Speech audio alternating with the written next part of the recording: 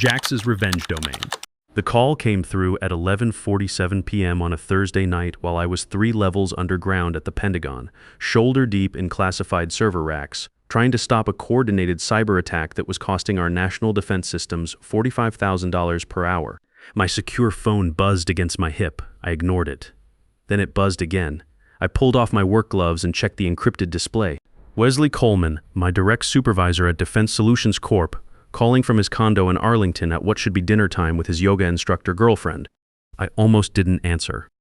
When you're managing a security breach that's compromising military communications across 3 time zones, phone calls from corporate feel less urgent than the blinking threat indicators in front of you.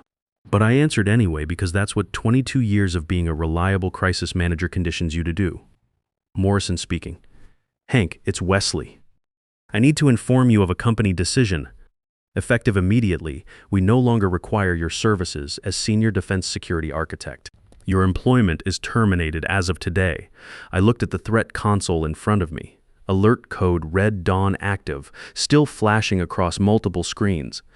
Database intrusion attempts showing 1,247 failed authentication probes in the last 8 minutes. 3 separate military communication networks completely isolated due to our emergency lockdown protocols.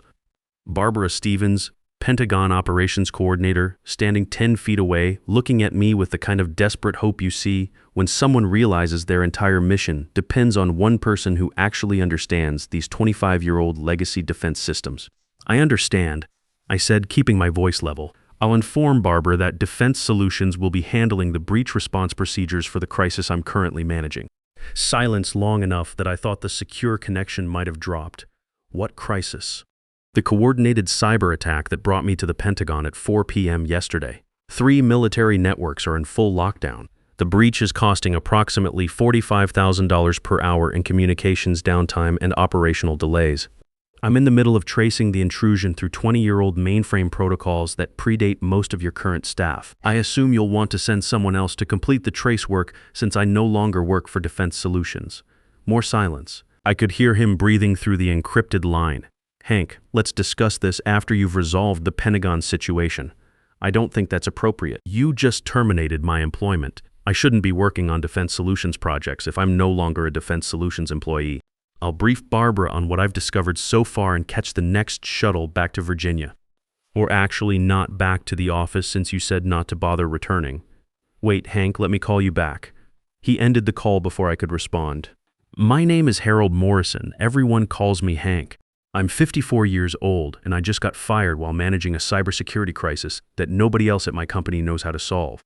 At 54, I thought I had maybe 10 good working years left before thinking about retirement, and maybe that cabin in the Blue Ridge Mountains my late wife Sarah always wanted to buy. I thought I'd built enough reputation and expertise to coast into my golden years with respect and security. That phone call changed everything, and maybe it was time. Emily's tuition bill was sitting on my kitchen table back in Alexandria. $18,500 due in 6 weeks for her junior year at Virginia Tech. Sarah had made me promise before she died that Emily would graduate debt-free, that our daughter wouldn't start her adult life carrying the burden of student loans like we did. Corporate loyalty wasn't going to pay that bill. Expertise might. Before I explain what happened over the next 72 hours, let me establish who I am and why that phone call was the most expensive mistake Wesley Coleman ever made. I joined the Navy right out of high school in 1988, spent 8 years in IT security, learned computer systems when they still used vacuum tubes and punch cards. Back then, cybersecurity meant physical locks and clearance badges. When I got out in 1996, the internet was just becoming a thing, and defense contractors were realizing that their old computer systems weren't going anywhere anytime soon. Defense Solutions hired me in 2002 as a network security engineer specializing in legacy military systems. My job was troubleshooting complex security breaches in systems that younger engineers didn't understand and couldn't fix. When a military installation got hacked and their IT department couldn't trace the intrusion, they called Defense Solutions. Defense Solutions sent me. Over 22 years, I'd responded to 312 security emergencies across 15 states and 4 overseas installations. I'd traced advanced persistent threats diagnosed insider attack vectors, identified zero-day vulnerabilities, and stopped data exfiltration attempts that could have compromised operational security for thousands of service members. I'd worked through hurricanes, holidays, and family emergencies. I missed Emily's high school graduation to fix a breach at Norfolk Naval Base. I spent my 50th birthday in a server room at Fort Bragg debugging assembly code while Sarah celebrated alone at home. That was before the cancer diagnosis. Before I learned that loyalty to your employer means nothing when you need time for chemotherapy appointments and hospice care. Sarah died 3 years ago. Emily's 20 now, junior at Virginia Tech, studying computer science like her old man. She's the only family I have left, and her education isn't negotiable. Sarah used to say I was too valuable to let one company control my future. She'd grown up watching her father work 30 years for the same steel company, believing loyalty would guarantee security. When they got bought out, they eliminated his pension and laid him off at 58. Nobody looks out for you except you, Hank, she'd tell me during those long nights at the hospital. Build something that's yours, not theirs. Most importantly, I developed deep knowledge of legacy military communication protocols that most of the defense industry still runs on, but nobody teaches anymore. Every installation had unique implementations.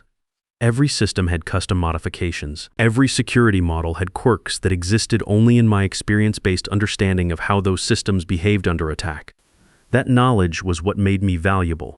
That knowledge was also what Wesley Coleman had just eliminated from Defense Solutions' crisis response capability at the worst possible moment. The Pentagon crisis had started 31 hours earlier. Fort Belvoir, Norfolk Naval Base, and Quantico had all reported sophisticated intrusion attempts targeting their communication relay systems within 2 hours of each other. All three installations used similar legacy mainframe architectures. All three were experiencing identical attack patterns.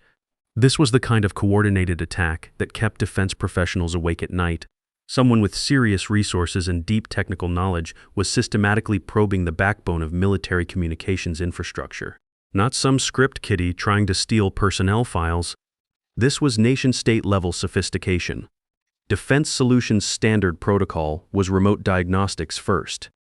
I spent 6 hours on secure video calls with each installation's security teams, walking them through trace procedures and reviewing intrusion logs. By midnight Wednesday, I determined this wasn't something that could be resolved remotely. The attack pattern suggested someone with deep knowledge of military communication protocols was systematically probing for vulnerabilities in 25-year-old code that most people assumed was too classified to be worth attacking. They were wrong. Old code isn't automatically secure code. It's just code that nobody remembers how to fix when it breaks. I took the metro to Pentagon City Thursday morning, arriving at the secure entrance at 6 a.m. Barbara Stevens met me at the security checkpoint. She looked like she hadn't slept in 3 days, which she probably hadn't. "Mr. Morrison, thank you for coming. We've been in communications lockdown for 26 hours. CENTCOM is asking why we can't secure our own systems. Because this attack pattern is targeting vulnerabilities that require hands-on mainframe access to properly trace. I need to examine the communication protocols directly." She led me to the secure data center. 4 floors of humming mainframe computers, each one processing thousands of military communications per minute when they weren't locked down due to security breaches. All silent now, all offline, all costing the Pentagon approximately $15,000 per hour in operational delays. This was the kind of place that reminded me why I got into this business. These weren't just computers. They were the nervous system of American military operations. Every order, every intelligence report, every personnel communication flowed through systems like these. When they went down, missions got delayed and people got put at risk. I spent the next 9 hours tracing the attack through system logs, identifying the exact communication subroutines the hackers were targeting, and mapping their intrusion methodology. This wasn't some random cyber vandalism. This was sophisticated, methodical, and expensive. Someone had invested serious money in understanding exactly how these old systems worked and where their weak points were. By 6 p.m., I'd moved between all 3 installations, finding identical attack patterns across every compromised system. The hackers weren't just hitting random military targets. They were specifically targeting installations that still used the legacy communication protocols I'd helped design back in the late 1990s when I was still learning this job. By 10:30 p.m. Thursday, I'd isolated the vulnerability.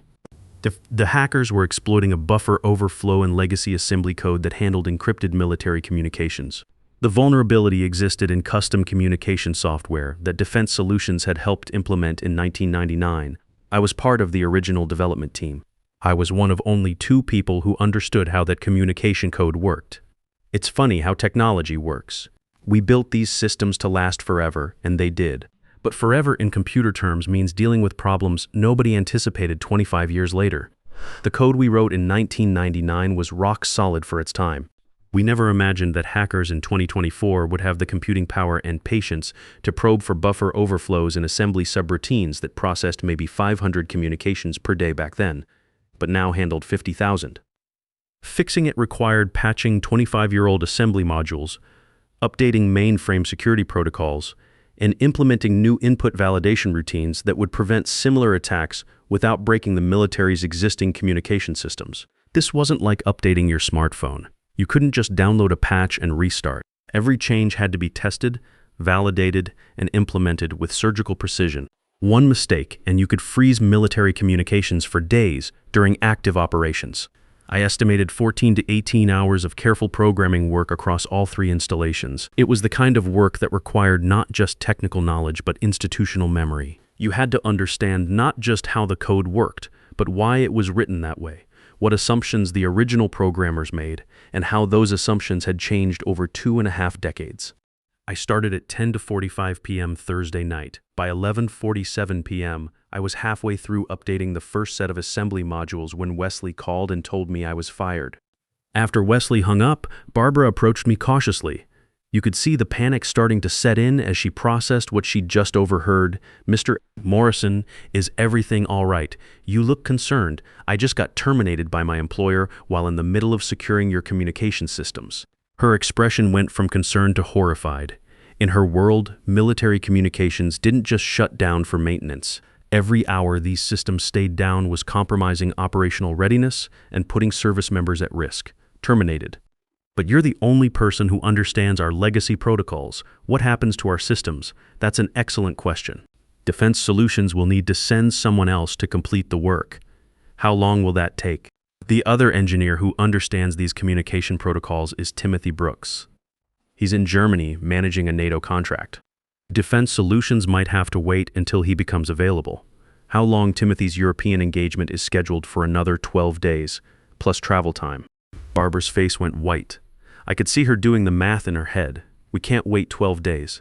Every day offline compromises operational communications and mission readiness. 12 days would put active operations at risk. Then I suggest you contact Defense Solutions Corporate and explain the urgency."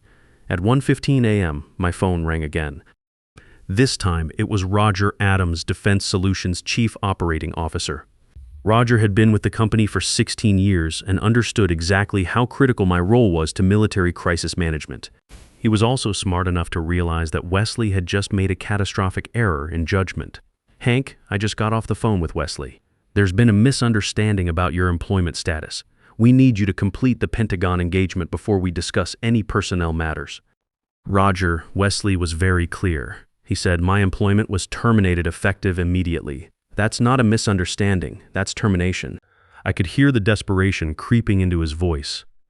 Roger understood the implications in a way that Wesley obviously didn't. This wasn't just about one disgruntled employee. This was about Defense Solutions' entire reputation in the military contracting industry. "I understand this is confusing, but let's focus on resolving the communications crisis first. We can address your employment situation after you've secured the systems." "I don't think that's appropriate.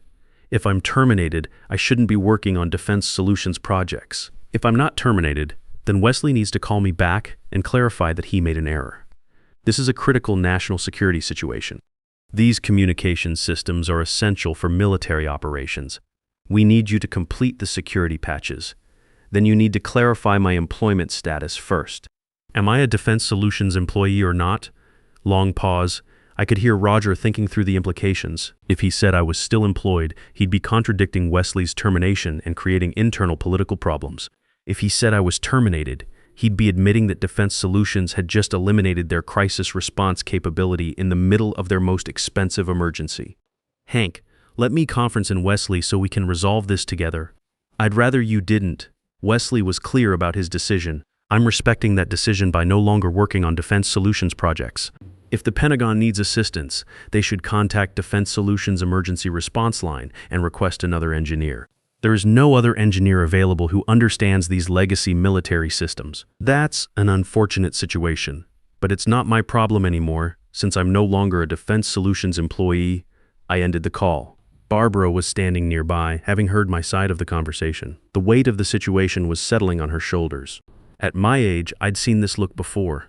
The moment when someone in management realizes they're completely dependent on something they don't understand and can't control. What should we do? Mr. Morrison, you should contact Defense Solutions and request emergency engineering support. Explain the urgency of the situation. They'll prioritize getting someone here as quickly as possible, but you're here now. You understand our systems. You were in the middle of fixing the vulnerability. Can't you just complete the work? I thought about that carefully. Back when I was younger, you'd finish the job regardless of company politics because it was the right thing to do. But I'd learned something important over 22 years in corporate America and 8 years in the Navy. Honor has to go both ways. I'd given Defense Solutions my best years, missed family time, worked through Sarah's illness, and built their reputation one crisis at a time. The moment it became convenient, they threw me away like broken equipment. Emily's tuition was due in 6 weeks. My mortgage wasn't going to pay itself. Corporate loyalty is a luxury I couldn't afford anymore. I was fired 89 minutes ago. I can't ethically continue working on a project for a company that just terminated my employment. What if we hired you directly? Not through Defense Solutions, but as an independent consultant working for the Pentagon. Now, that was interesting. I'd never considered going independent. But at 54, maybe it was time to think about options beyond the corporate ladder. Sarah had always said I was too valuable to let one company control my future. She'd grown up watching her father work 35 years for a steel company, only to get laid off 8 months before retirement. That would create contractual complications. The Pentagon has security agreements with Defense Solutions. Those agreements probably have exclusivity provisions preventing you from hiring outside consultants to work on Defense Solutions designed systems. I'll check our contracts. She made several phone calls, had quick conversations that involved a lot of technical terms and urgent whispers, then looked at me with cautious optimism. Our legal team says the security agreement has exclusivity provisions for routine maintenance, but emergency patches can be conducted by any qualified consultant if Defense Solutions cannot provide timely support. They're defining timely support as within 24 hours of request. That was the opening I needed, not just to solve this immediate crisis, but to test whether there was a future beyond Defense Solutions. At 54, I was too old to start over at another company, but maybe not too old to start working for myself. Have you formally requested emergency support from Defense Solutions? She sent an encrypted email to Defense Solutions Emergency Response Team, copying me, formally requesting immediate engineering support for the military communications breach and noting that the previous engineer, me, was no longer available to complete the patchwork. She marked it urgent and requested response within 6 hours.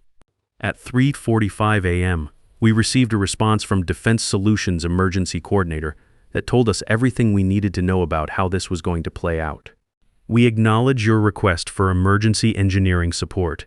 Our senior security architects are currently committed to other client emergencies.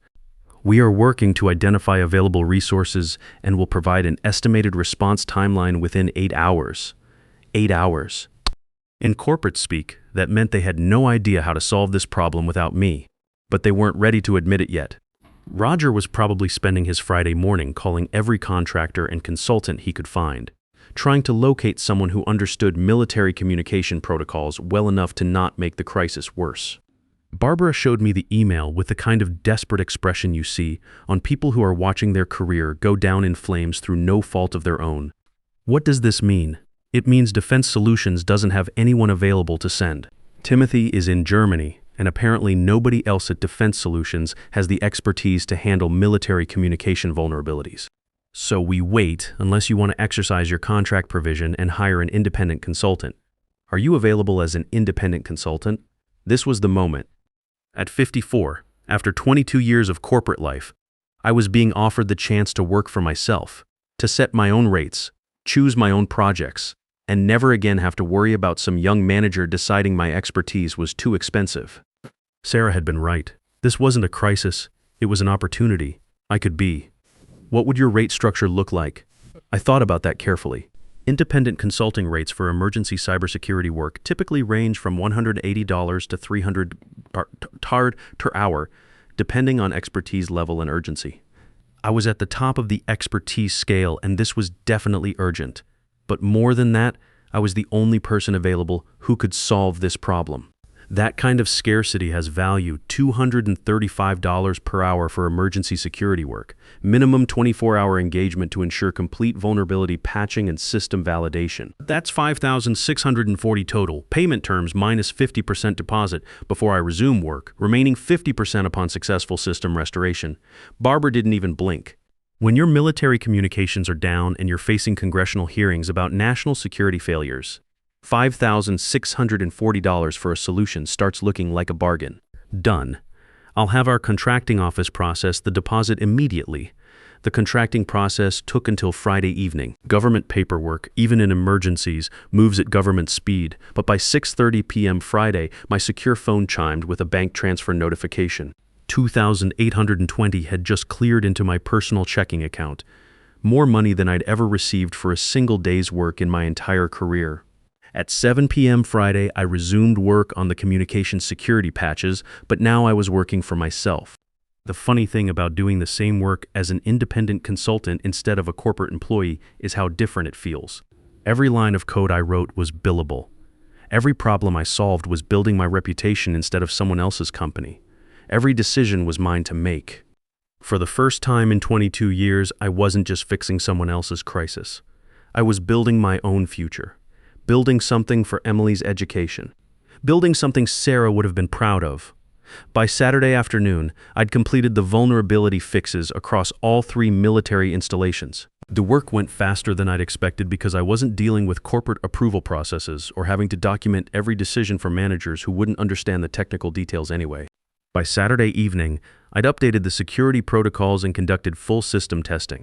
By Sunday morning, all 3 installations were back online with no security vulnerabilities and no communication processing errors. Total lockdown time, 42 hours. Total operational impact, approximately $1.89 million. But the systems were secure and the patches I'd implemented would prevent similar communication-based attacks in the future. More importantly, I'd just proven to myself that I didn't need defense solutions. They needed me. Barbara was watching the communication monitors with visible relief as encrypted traffic began processing normally again.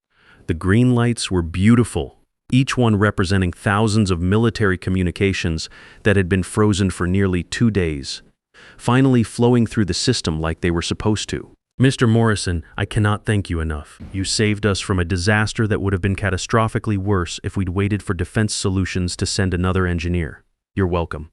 I'll prepare a technical report documenting the vulnerability, attack methodology, and patch procedures. You should share that with Defense Solutions so they can update their security documentation. At 9:30 p.m. Sunday night, I received a call from Roger Adams.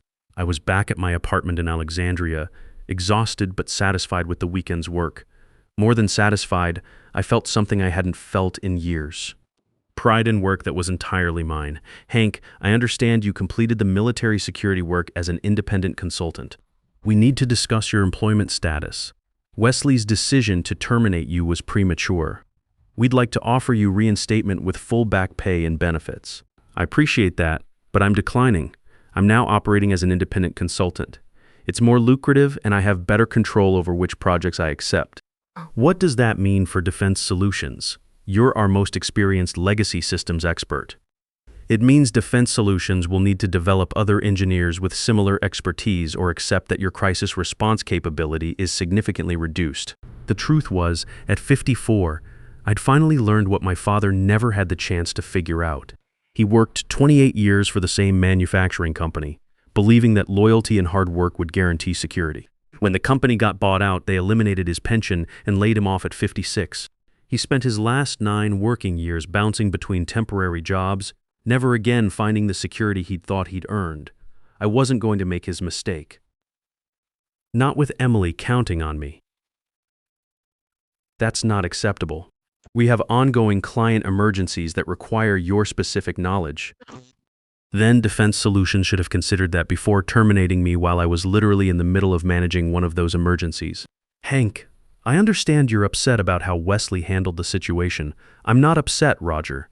I'm simply making rational business decisions based on new information. Wesley demonstrated that Defense Solutions doesn't value my contributions enough to avoid terminating me during a crisis. I've learned from that demonstration. The next morning, I called Emily at Virginia Tech. She was between classes, grabbing coffee at the student union, probably stressing about her upcoming midterms and wondering how we were going to manage her tuition payment in 5 weeks. Dad, is everything okay? You never call on Monday mornings. Everything's fine, sweetheart. Actually, everything's better than fine. I have some news about your tuition. Her voice got tight. The way it always did when money came up, Emily knew exactly how much her education cost and exactly how hard I worked to pay for it. What kind of news? The good kind. I just finished a consulting project that paid more in 1 weekend than I used to make in 2 months. Your tuition is covered, and you don't need to worry about student loans. Silence for a moment, then I heard her voice crack slightly. Dad, what happened? You sound different. I got fired Thursday night while I was fixing a Pentagon security breach that was costing the military $45,000 per hour. Oh no, Dad, I'm so sorry. Do you need me to come home? I can take a semester off, get a job. No, Emily. That's exactly what you're not going to do, because getting fired turned out to be the best thing that could have happened to my career. I told her about the independent consulting work, about the Pentagon contract, about the other opportunities that were already starting to come in. I told her about the freedom of working for myself, setting my own rates, choosing projects that mattered. You know what your mother used to say? Nobody looks out for you except you. It took me 22 years to understand what she meant. Mom would be proud of you, Dad. She always said you were too valuable to work for just one company. That's exactly what she said. I should have listened sooner.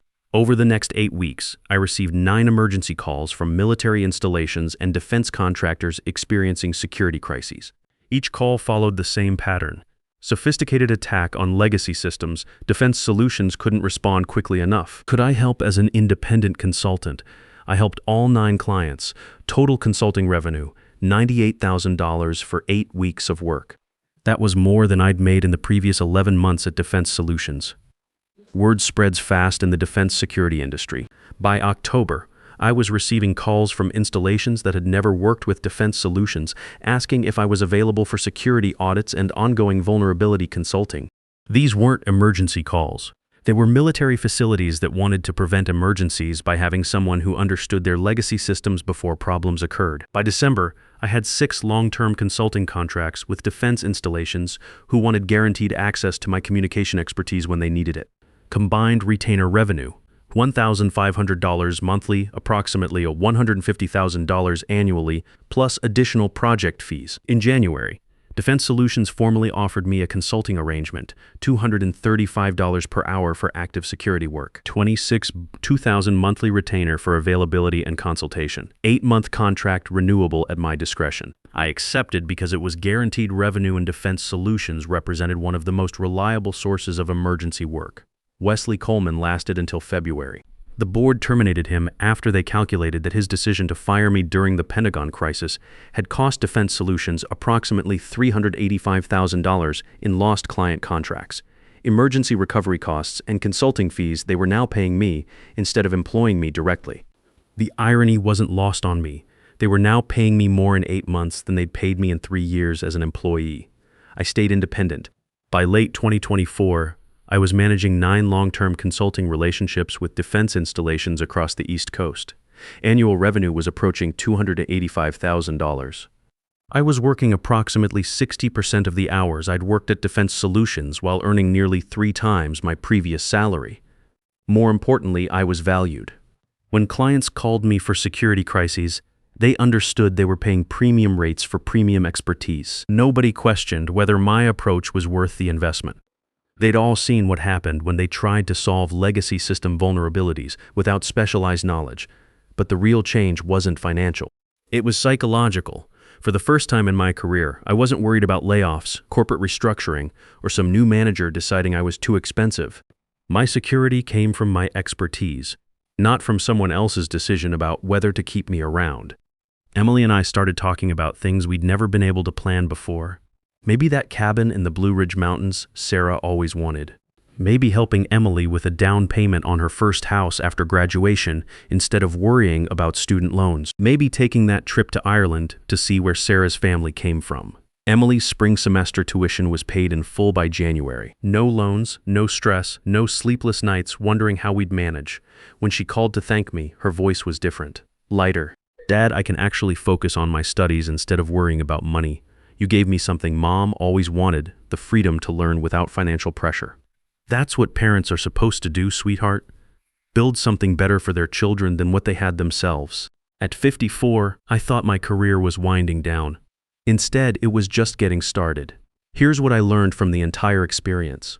The most dangerous employee to fire isn't the one who complains about salary or threatens to quit. It's the one who's literally in the middle of solving a crisis that nobody else knows how to solve when you decide they're expendable. Because when you fire that person, you don't just lose their future contributions, you lose their ability to prevent the immediate disaster that's happening right now. And you discover that replacing specialized expertise during an emergency is impossible.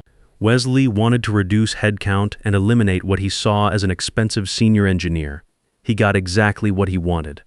I was eliminated, but my expertise wasn't eliminated. It just got a lot more expensive. These days, you have to take care of yourself. The security you build through your own skills and reputation is the only security that nobody can take away from you. The best part, I'm not angry anymore. How can you be angry when someone's mistake turns out to be the best thing that ever happened to your career? Sometimes the best revenge isn't proving people wrong. It's letting them experience the full cost of being right about what they wanted. Wesley wanted me gone. I was gone. Then he got to explain to his executives why the company's most critical client crisis was costing an additional $235 per hour because the engineer who could fix it was no longer employed. At 54, I finally learned what my father never had the chance to figure out. Your value isn't determined by what one company is willing to pay you. It's determined by what the market will pay for what you know how to do, and sometimes the market values that knowledge a lot more than your employer ever did. Getting fired at 54 wasn't the end of my career. It was the beginning of understanding what my career was actually worth.